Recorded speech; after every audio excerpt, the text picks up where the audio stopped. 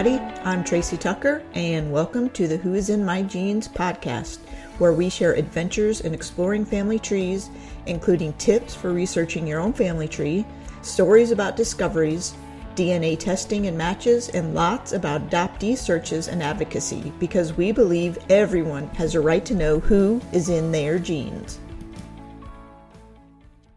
Today's episode is part 2 of Alex's 8 great-grandparents. In part 1, last week, I introduced Alex, my son, to his first 2 great-grandparents, his father's father's parents, who immigrated to Michigan from Belgium.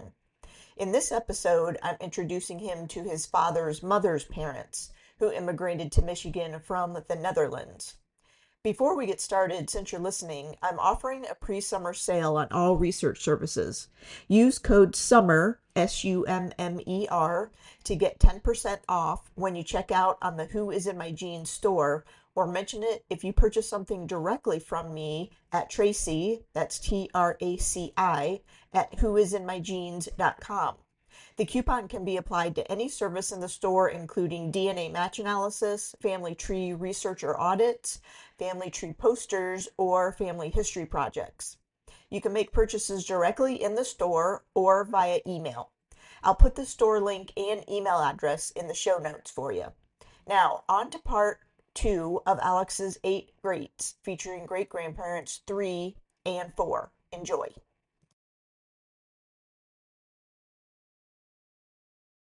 So now let's move on to your 3rd and 4th great-grandparents, your dad's mom's parents, Peter Hummel and Cecil Mildred Thornton.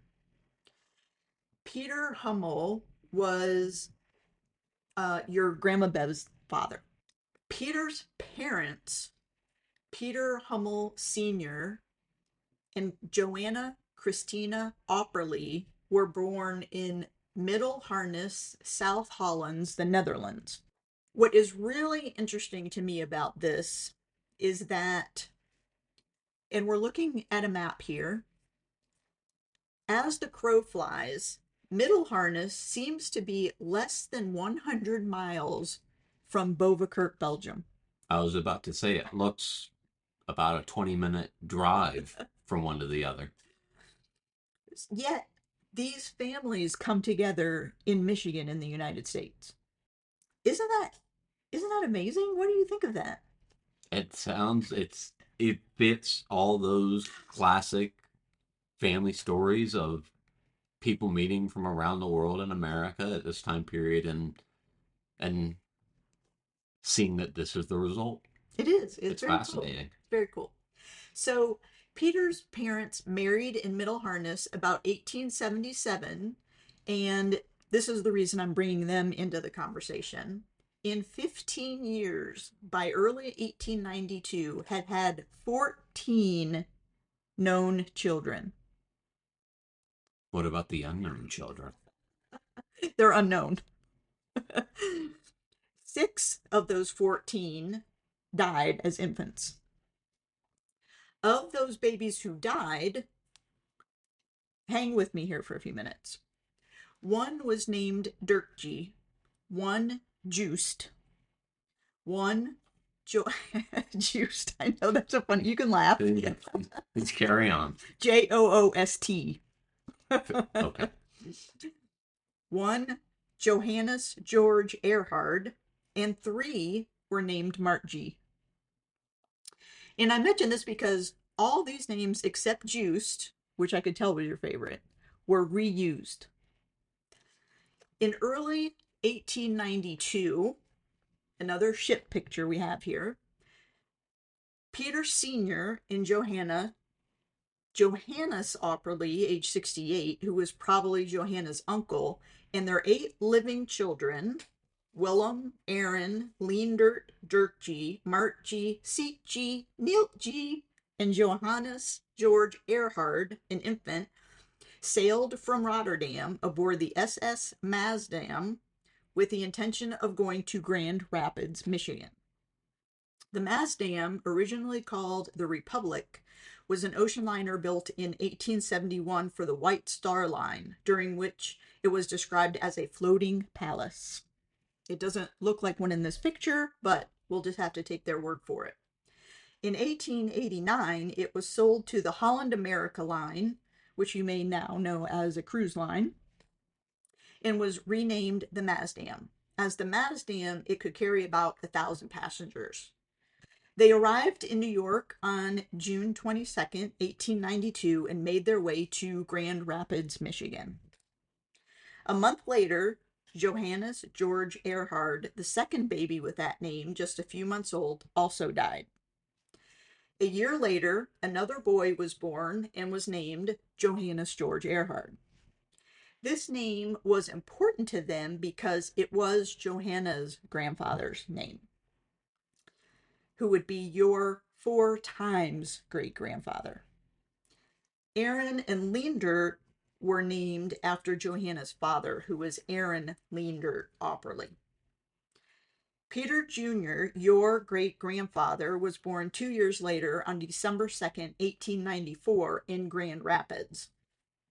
3 years later, in 1897, a daughter, Johanna, was born but lived only 4 months. On her death certificate, the cause of death was listed as summer complaint, which was the term for cholera. Cholera was primarily caused by milk contaminated with bacteria such as cholerae, salmonella, and E. coli.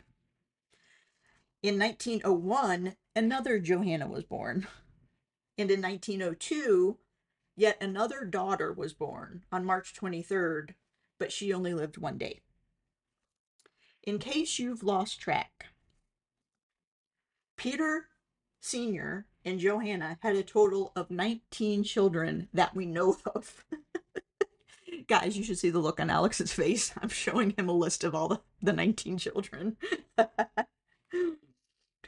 Willem, 2 Dirk G's, an Erend, 4 Mark G's, a Leendert, a Joost, 3 Johannes's, 1 Seat G, 1 Nilt G, Peter Jr., your great-grandfather, 2 Johannas, and 1 unnamed.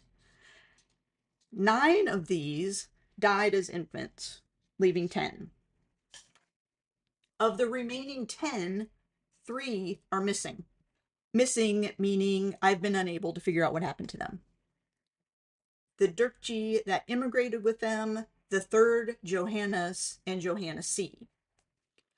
They either died also or perhaps adopted a more English sounding name that is different enough I haven't been able to find them.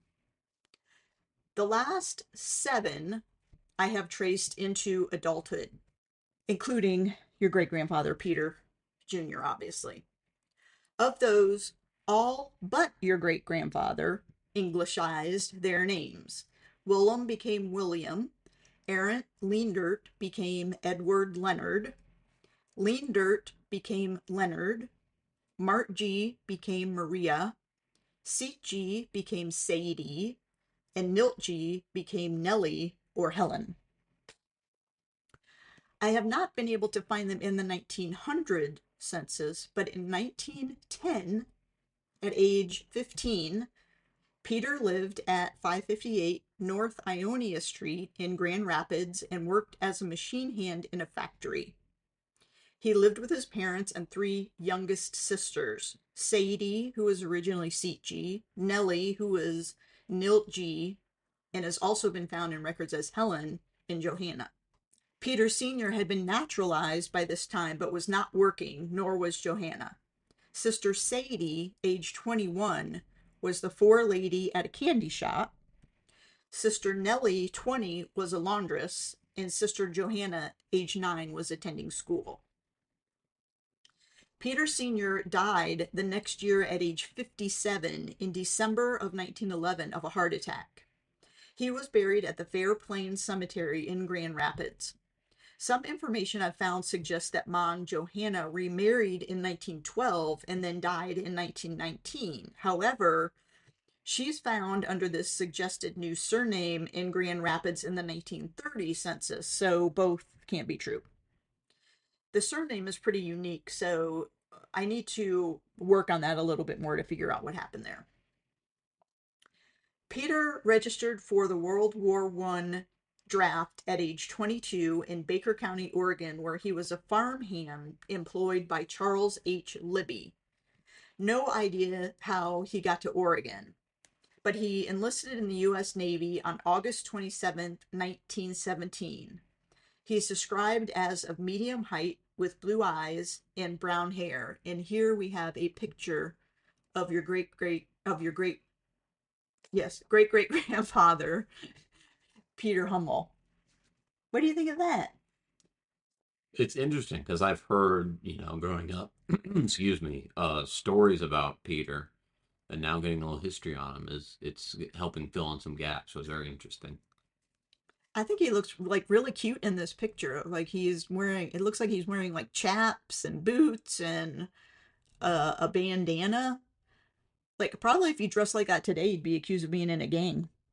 He or he'd be a cowboy for Halloween. Either one. Yes.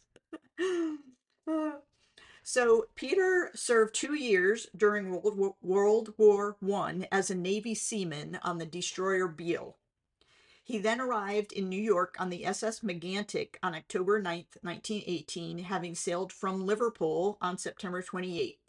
He was discharged on August 28th, 1919, having served his 2 years. In 1920, he was back to work in a factory and was boarding in another household in Grand Rapids. The census was taken on January 2nd, 1920, and he was listed as single. But on February 3rd, a month later, he married Hazel Wood, not your great grandmother. They had one known child, a son, Jack Peter, born in 1922. Baby Jack, however, only lived about 3 months, dying on May 28th, 1922, of erysipelas with acute toxemia. Pardon me, I have no idea how to pronounce that, which is a serious skin infection caused by group A strep. It seems to have entered his bloodstream and caused sepsis. I have not found a divorce record for them, but about 5 years later, on May 12th, 1927, Peter married Cecil Mildred, your great grandmother, in Grand Rapids. Their Michigan marriage license confirms Peter, named as Peter Hummel Jr., had indeed been married once prior. I've not found what happened to his first wife, Hazel. Cecil was born on April 8th, 1899, in Greenville, Michigan. And now we're looking at a map, so you can see Greenville is not too far from Grand Rapids. It's only a few miles. Her parents were Edward J. Thornton and Maud E. Rothrock.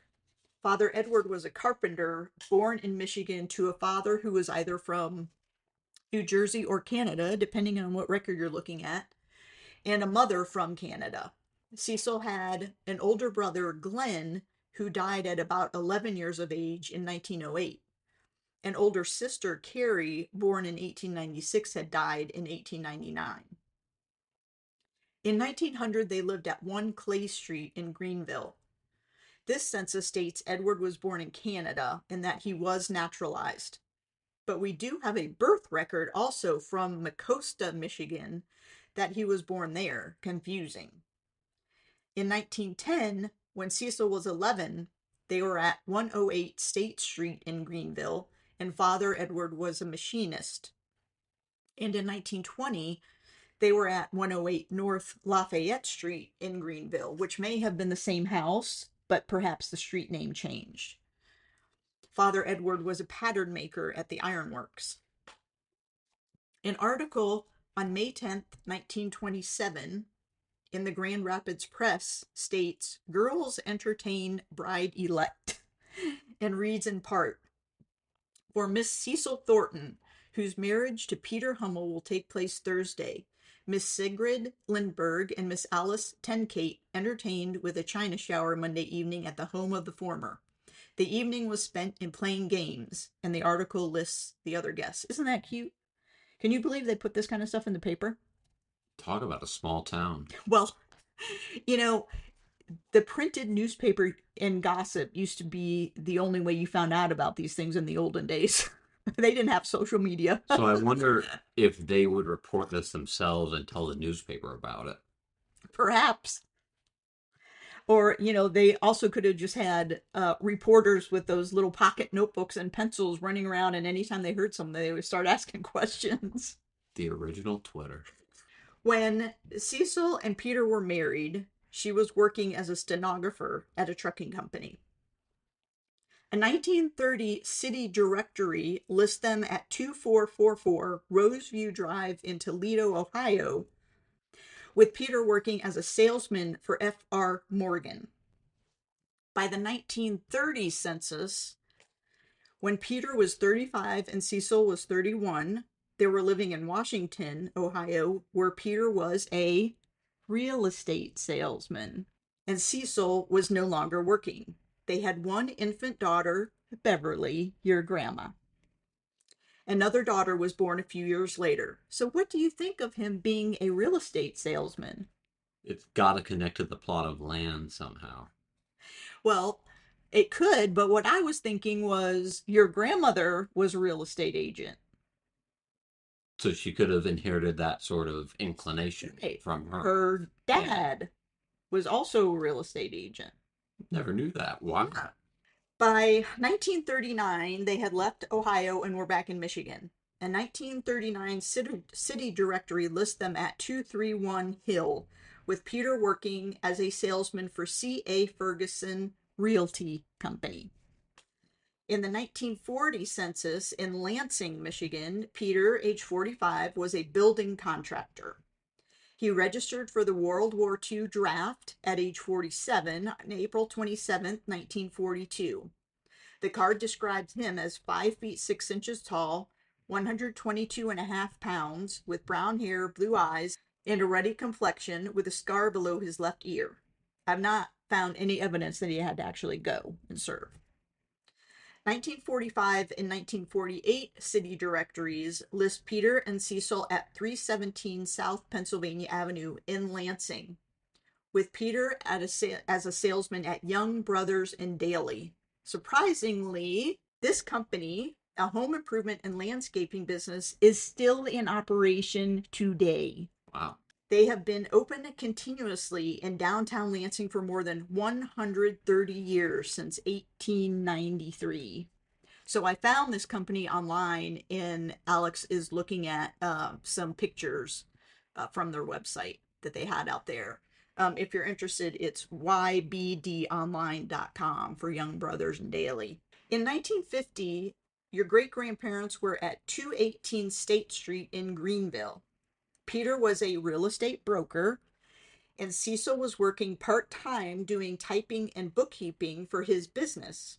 Peter was a member of the American Legion, and Cecil's father, Edward, had died sometime prior to this time, and Cecil's mother, Maud, is listed as a widow living down the street from them. She was also working a few hours a week as a real estate agent, probably with Peter. I've not been able to confirm specific dates of death for either of Cecil's parents. Your great grandfather, Peter, died unexpectedly at age 59 on April 29th, 1954, in Greenville. He was given a military funeral and was buried at the East Montcalm Cemetery. Oddly, his daughter Beverly, your grandmother, was not listed in his obituary. Your great grandmother Cecil lived another 24 years and died at age 88 on January 15th, 1978, in Greenville, and was buried with Peter at the East Montcalm Cemetery. So, what do you think about all of that?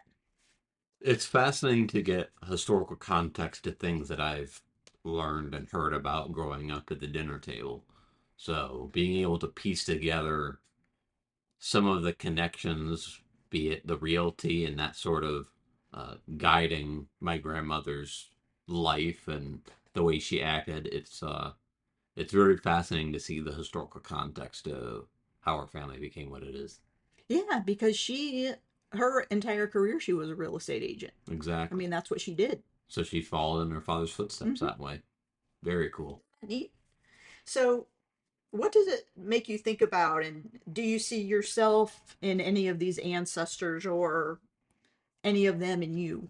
It's hard to say specifically just based off of the raw data of the census. It doesn't have detail or color to fill in those questions. But from the few pictures I did see, especially at the very beginning of this episode, I can see the physical resemblance of my grandfather to those pictures that I was able to see during this episode.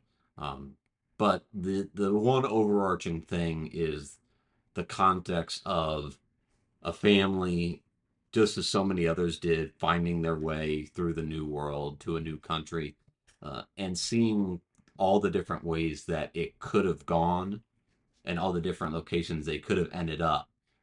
But the one timeline that we're in, ending up in the way it has, it's been a fascinating experience to see. Thanks so much for joining us today. And I can't wait for part two, where we're going to talk about your other four great grandparents, my grandparents. I can't wait.